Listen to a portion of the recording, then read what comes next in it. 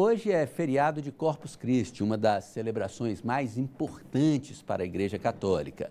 A expectativa é que, ao longo do dia, cerca de 100 mil fiéis, ou até um pouco mais, passem pela esplanada dos ministérios, centro das comemorações. A movimentação começou logo cedo com a tradicional montagem do tapete. Veja. A movimentação começou às 6h30 da manhã.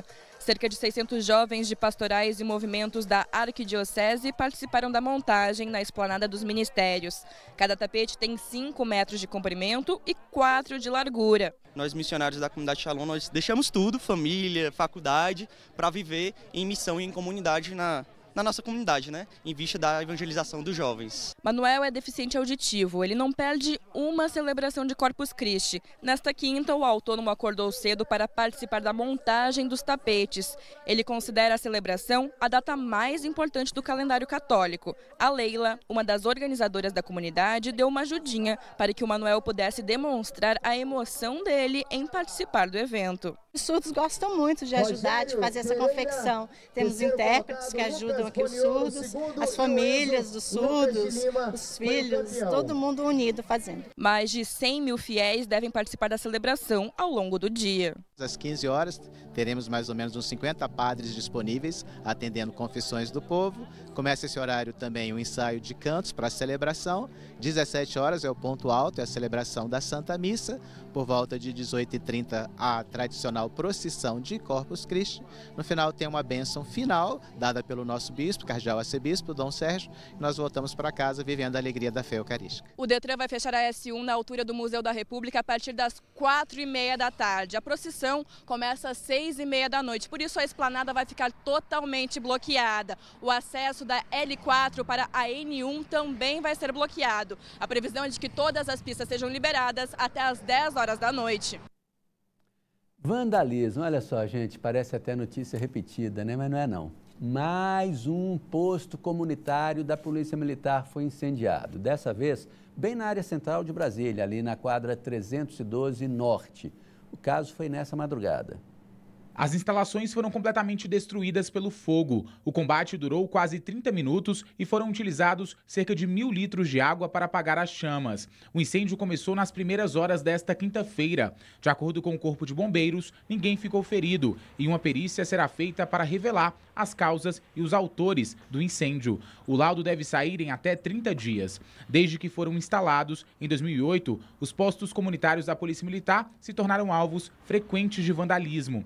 Dos 131, 56 foram queimados ou depredados. Cada estrutura foi construída ao custo médio de R$130 mil.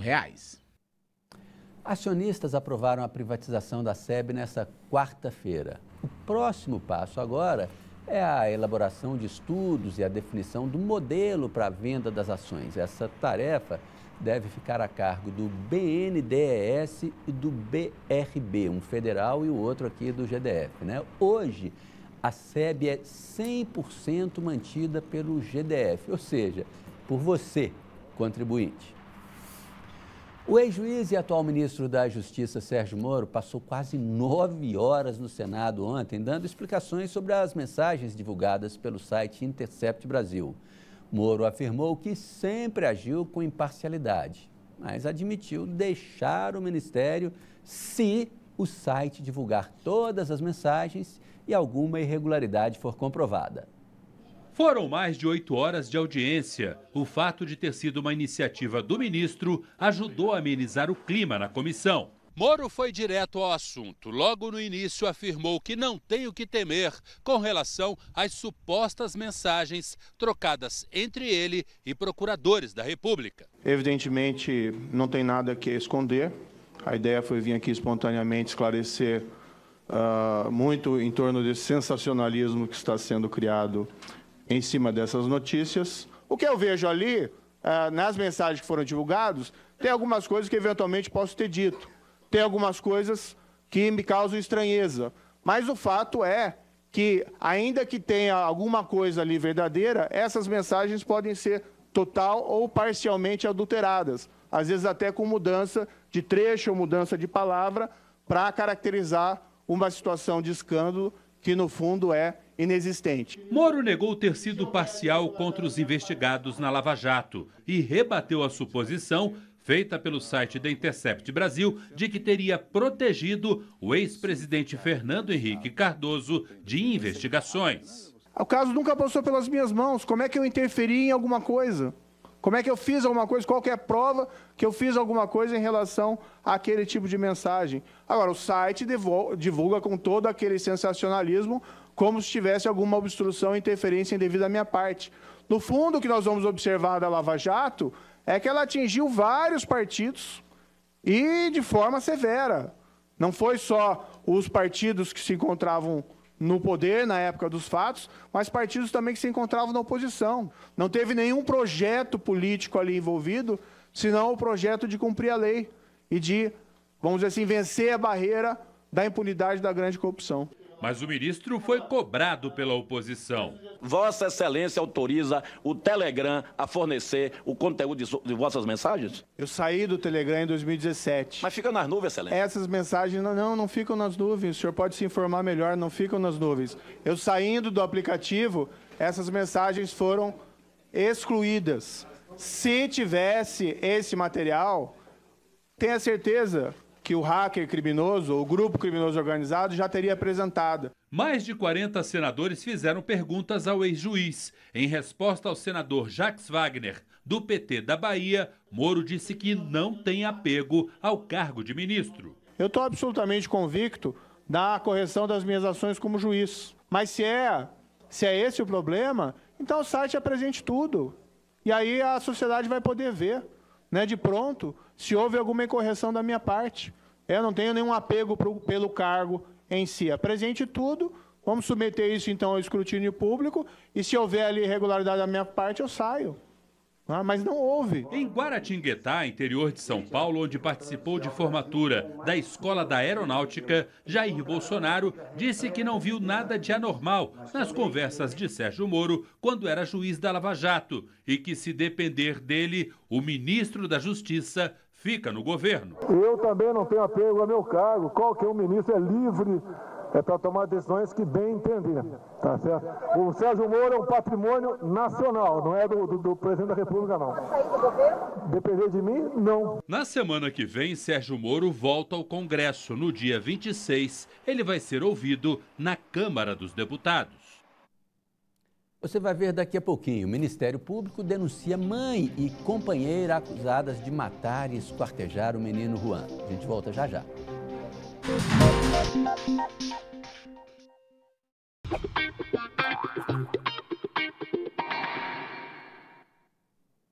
No início dessa semana, a gente viu uma fila imensa de mulheres lá no HMIB que queriam colocar o DIU de graça. É um dos métodos mais eficazes para evitar a gravidez. E o DIU é um dispositivo que pode deixar a mulher tranquila por até 10 anos. Mas será que é um método contraceptivo que toda mulher pode usar? Quais as outras opções para evitar a gravidez? Aqui com a gente, a ginecologista Cíntia Bordugo, que responde a essas perguntas. Boa tarde, obrigado por atender o nosso convite. Bom, então vamos começar por isso. É um método, o DIU, ele pode ser usado por qualquer mulher? Não, existem dois tipos de dispositivos intrauterinos que são considerados entre os hormonais e os não hormonais, sendo que cada uma tem algum tipo de indicação em decorrência de idade, paridade, desejo de menstruar ou não, se o desejo de gravidez combate no mesmo momento de parar de menstruar. Então, existem indicações e condições para um ou outro método. Agora, a mulher que não puder usar, então ela pode lançar mão de que tipo de contraceptivo? Quais as alternativas? Existem o que é mais barato, é mais comum e até liberado pela própria rede pública, que é o preservativo, o condom. Esse método não há contraindicação para nenhuma paciente. As que têm contraindicação principalmente ao uso de hormonioterapia, de anticoncepcionais hormonais combinados, essas podem lançar mão do preservativo ou o próprio DIU de cobre, que ele não tem hormônio, então pode ser uma alternativa para essas mulheres. O DIU de cobre, ele não tem também contraindicação? Tem contraindicação caso o útero for muito pequeno, porque é uma mulher que nunca teve gestação, para as mulheres que apresentam patologia no colo do útero, porque por ser um dispositivo que a gente coloca dentro do útero, a inserção é feita por dentro do útero, passa-se pelo colo. Então a gente precisa de um colo saudável, a gente precisa de uma mulher que não menstrue de forma desordenada, porque o DIU de cobre não conserta a parte menstrual. Nesse caso, estaria indicado um Mirena, que pode tratar adenomiose ou endometriose e outras patologias que cursam com sangramento uterino aumentado. Agora, para aquelas mulheres que podem usar o DIU, o dispositivo, ele é absolutamente eficaz, 100%? Porque a gente houve muita piada até, meu filho chama Dionísio porque... Existe as fotos na internet com as crianças agarradas no DIU, né? Mas não, é descrito, considerado como o único método 100% seguro é você não praticar o ato sexual.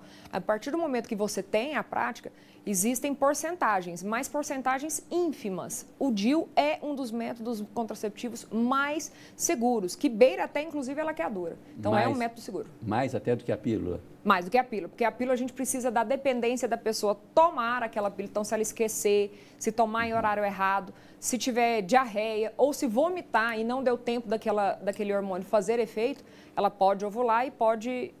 engravidar sem mesmo querer. Que durante o mês só pule uma, só deixe de tomar uma. Quanto mais errado usar, mais falhas podem ter. Tá bom, muito obrigado pela sua presença aqui. Eu que agradeço o convite, à disposição. Tá ok, muito obrigada. O GDF desistiu e retirou da pauta da Câmara Legislativa o projeto de lei que limitava a gratuidade do passe livre estudantil. No início do ano, o governo anunciou que o passe livre seria concedido apenas a alunos de escolas públicas. Estudantes da rede privada perderiam o benefício. A medida provocou reações e a proposta enviada à Câmara Legislativa nem chegou a ser votada. Após a polêmica, o GDF voltou atrás e retirou o projeto, que só deve ser retomado em 2020. Com a decisão, 195 mil estudantes vão continuar tendo direito ao passe livre estudantil. O projeto da reforma da Previdência deve ser votado na Comissão Especial da Câmara dos Deputados na próxima semana, mas os debates atrasaram e só devem terminar na terça-feira. É uma corrida contra o tempo para ver a proposta aprovada na Casa ainda antes do recesso parlamentar, que começa já no dia 18 de julho.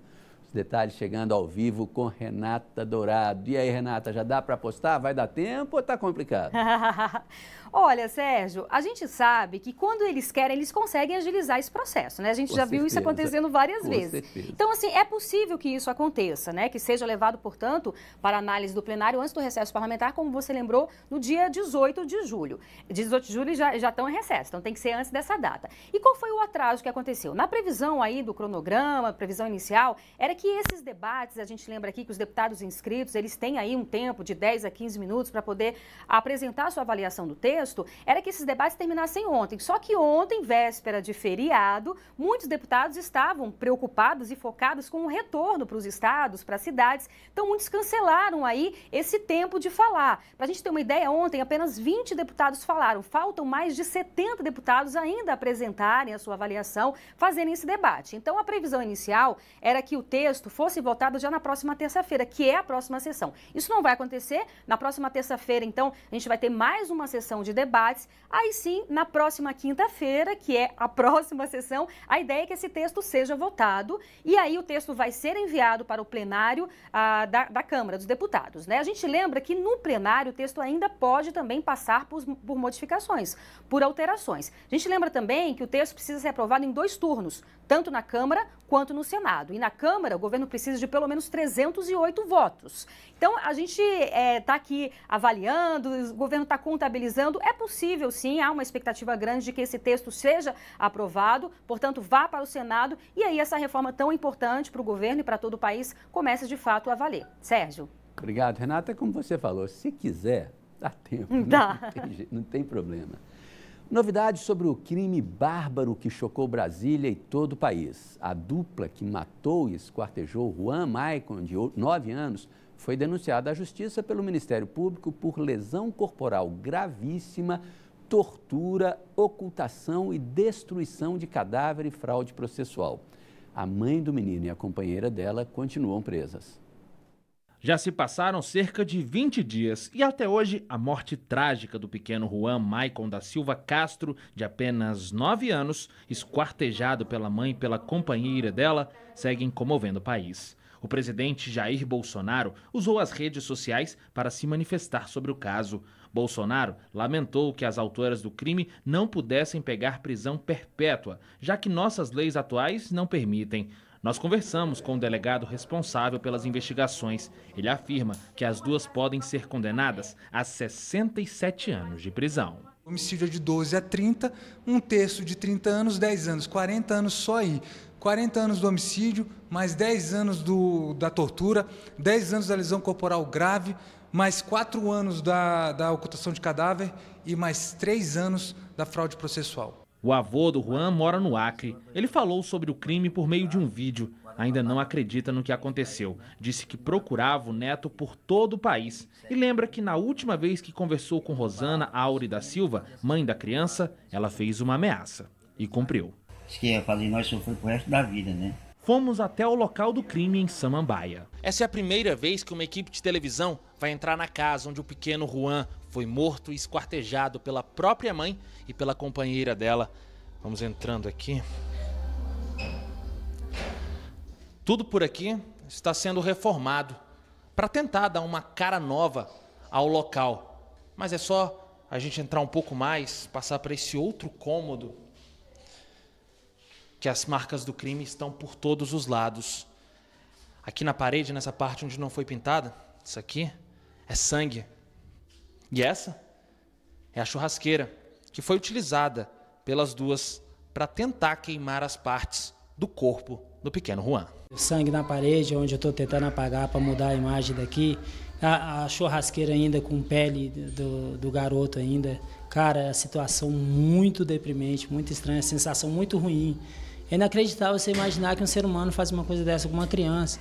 Os vizinhos afirmam que nos 3 meses em que as mulheres moraram na rua, nunca tinham visto e nem sabiam da existência do menino. A notícia chocou a todos. Ninguém sabia que ele existia. Só tinha a menina que já tinham visto por aqui, mas ninguém nunca viu andando por aqui. A menina de 8 anos, que também estava na casa, passou 15 dias em um abrigo. Mas, depois de um intenso trabalho psicológico, foi devolvida ao pai. Aceitou o pai, lembrou de um cavalo, acho que numa chácara lá no estado do Acre, que o pai levava há muito tempo. Ela era muito pequena à época, mas ainda lembrou. O pai mostrou algumas fotos para ela. E assim, foi muito bacana, muito bacana. Eu acho que agora ela vai estar com o pai, vai estar segura, né?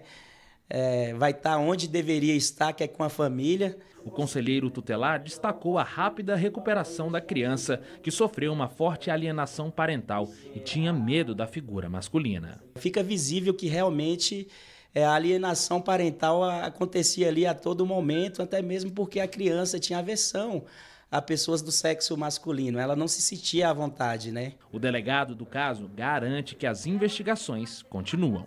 Uma outra linha é saber se nos outros estados em que essas mulheres passaram, não ocorreram crimes dessa mesma natureza em que elas possam estar envolvidas. Como disse o Sandro, aí, o pintor que falou aí na reportagem, é no mínimo inacreditável. A Polícia Civil identificou os assassinos do jovem Lucas Mateus Machado da Silva, que foi encontrado morto no dia 9 de maio. Ele tinha problemas mentais e havia desaparecido 2 dias antes. O corpo foi encontrado perto do Paranoá.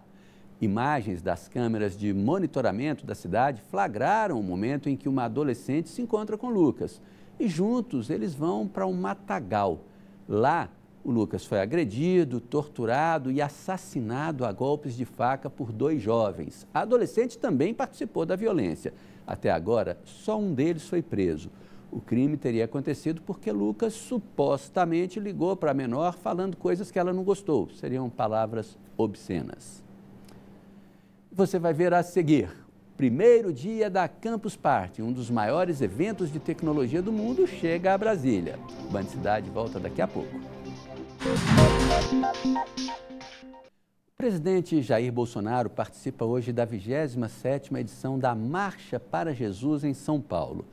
Mas antes, Bolsonaro foi visitar a mãe dele, lá no interior do estado de São Paulo. e se emocionou ao voltar à cidade onde foi criado. Vamos voltar a falar ao vivo agora com Renata Dourado. Renata, quer dizer que, como diz aqui o Orengo, ele suou pelos olhos? Boa. Suou pelos olhos? Foi, exatamente isso. Esse vídeo, Sérgio, ele foi postado agora de manhã por um dos filhos do presidente, o deputado federal Eduardo Bolsonaro, e mostra exatamente isso, ele se emocionando. Vou pedir para o Neto soltar aí essas imagens. Então, no momento que ele está de helicóptero, você vê que tem alguns apoiadores, é uma cidade pequena. Olha aí, ó, ele se emocionou mesmo, né? Talvez não esperasse aí essa recepção. Tem cerca de 15 mil habitantes, essa cidade chamada Eldorado fica a cerca de 250 quilômetros da capital. Então, certamente ele não esperava essa recepção aí desses apoiadores. Como você bem disse, ele foi visitar a mãe dele, Dona Olinda, olha ela aí, ó, 90 anos. Então ele aproveitou esse feriado para visitar a mãe e, como você bem disse, também ele vai participar dessa 27ª Marcha para Jesus, que reúne aí um segmento muito grande dos evangélicos, né? É a primeira vez que um presidente vai participar dessa marcha, então a gente percebe aí realmente que o presidente Bolsonaro está junto com esses evangélicos, né? É uma comunidade que costuma, de fato, apoiá-lo, coloca esse apoio, seja nas redes sociais, então é muito importante esse apoio popular e não só o apoio popular, existe também a bancada evangélica, que é formada por cerca de 85 deputados, pelo menos 85 deputados, então é muito importante para o presidente também reflete aí esse apoio que ele tem, seja da população, seja do Congresso Nacional. Então é isso, Sérgio, o presidente Bolsonaro nesse feriado passa aí em São Paulo participando desse evento. Ele deve discursar lá por volta das 3 horas da tarde. Obrigado, Renata. Lembrando que a bancada evangélica é enorme e é muito importante ter o apoio dessa bancada. Exatamente. No governo, né? O presidente está de olho nisso. O motorista que arrastou uma mulher por 100 metros em Taguatinga não podia dirigir. A carteira de habilitação de William Wesley foi cassada em 2016 por embriaguez. A polícia ainda houve testemunhas para decidirem quais crimes enquadrar o empresário. Marina Isidoro, de 63 anos, ainda se recupera dos ferimentos e espera que o motorista pague pelo que fez.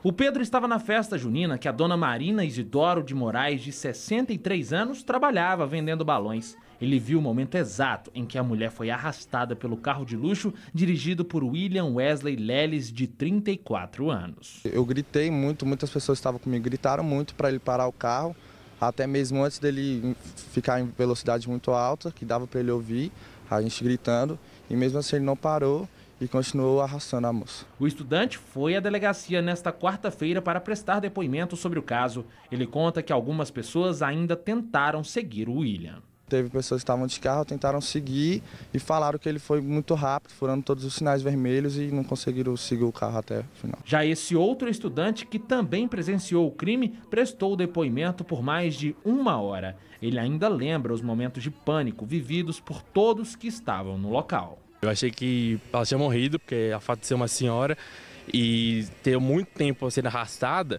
ela deu muita sorte de não ter acontecido coisa mais grave, só foi arranhões e sangramento, né? O motorista que arrastou a dona Marina prestou depoimento na delegacia e disse que tudo foi uma brincadeira. Só que a investigação descobriu ainda que o William foi pego em uma blitz da Lei Seca em 2016 e estava com a carteira de habilitação cassada por embriaguez. Cerca de 5 dias depois de ser arrastada, as marcas do crime ainda estão no corpo da dona Marina. Ela espera que o motorista e a amiga dele paguem pelo que fizeram. Eu quero justiça. A polícia ainda segue ouvindo as testemunhas do crime. William pode responder por tentativa de homicídio. Agora vamos falar de Campus Party. Eu não sou gringo, eu não fico com essa frescura de falar party, não. O mundo da tecnologia está no Mané Garrincha até domingo. A repórter Natália Pazzi foi lá conferir a programação de hoje. Muito boa tarde, Sérgio. Boa tarde para quem acompanha o Band Cidade Primeira Edição. Segundo dia de Campus Party aqui em Brasília. E para não deixar ninguém de fora da maior feira tecnológica do mundo, o evento criou um espaço totalmente de graça, com uma área aberta ao público, com diversas atividades. Vou pedir para o nosso repórter cinematográfico, Maicon Gomes, dar uma geralzinha aqui no evento, para o nosso telespectador ter uma noção da grandeza do espaço. Quem passar por aqui vai poder interagir com simuladores de realidade virtual, participar de batalhas de drones e assistir palestras sobre tecnologia. A área funciona de hoje até sábado das 10 horas da manhã até as 8 horas da noite e no domingo das 10 horas da manhã até as 4 horas da tarde. A estrutura fica aqui no estádio Mané Garrincha. Mais de 70 mil visitantes são esperados pela organização. Volto com você aí no estúdio. Obrigado, Natália. Parte da vida e da obra de um dos cineastas mais importantes do mundo está em exposição no CCBB até agosto. É a Beleza Sombria dos Monstros, que comemora 10 anos do lançamento do livro A Arte, de Tim Burton. Uma boa pedida para o feriadão, hein? Você conhece os filmes Edward Mãos de Tesoura, A Noiva Cadáver e O Estranho Mundo de Jack? Já imaginou se teletransportar para dentro desses universos? Quem visitar a exposição A Beleza Sombria dos Monstros, que comemora os 10 anos do lançamento do livro A Arte de Tim Burton, terá essa oportunidade. Tem obras interativas, quadros, personagens marcantes da história do Tim Burton e muita coisa. A exposição é dividida em 13 galerias, cada uma dedicada a um dos capítulos que fazem parte do livro de um dos cineastas mais importantes da história. A exposição é interativa e alterna entre momentos de escuridão e luz. Abusa do neon, do 3D e da realidade virtual. Tudo embalado por músicas bem características dos filmes criados por Burton. Essa exposição está aberta sempre de terça a domingo, das 9 da manhã às 9 da noite, mas a gente recomenda chegar cedo porque a procura está grande e você precisa de um tempinho para visitar a exposição. Railson é um grande fã de Tim Burton e recomenda a exposição para quem deseja conhecer mais sobre a obra do artista americano. Eu recomendo para todo mundo vir aqui no fim de semana, trazer toda a família, para conhecer mais dos filmes dele, assim, como tudo começou, desde o início da carreira dele até cá. É bem legal. A exposição fica em cartaz no CCBB até o dia 11 de agosto. E o melhor, a entrada é de graça, hein? O Band Cidade, primeira edição, termina aqui. Fique agora na companhia dos donos da bola. A gente volta a se encontrar amanhã ao 12:30. Tchau!